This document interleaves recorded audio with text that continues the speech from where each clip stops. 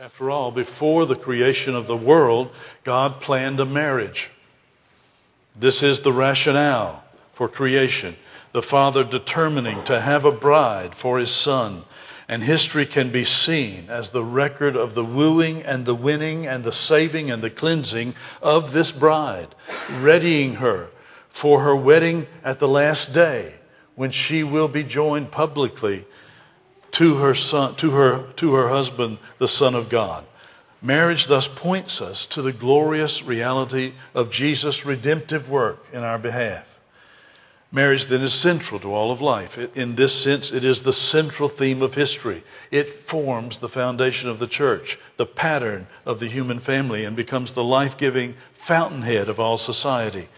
So since the dominant theme of history is the marriage of the bride to the Lamb, and it teaches us the centrality of the church. The fact that there is marriage tells us that the most important institution in the world is the church. We always want to say the most important institution is the family. Well, the family is very important. We see that. But its importance lies in this. It points to the overwhelming reality of the church. So that your marriage is important, yes. And the fact that you grow in your marriage and grow in love and in your willingness to serve one another, that's important, yes. But it's important because it teaches the world about Jesus and how He deals with His people. And that's what the world needs to know. Not just that you love your wife. That's an important and powerful thing, especially today. Find me a man who's loving his wife for over 45, 50 years. You got something there. That's a story. We want to write a story. We want to make a film about him. That is big.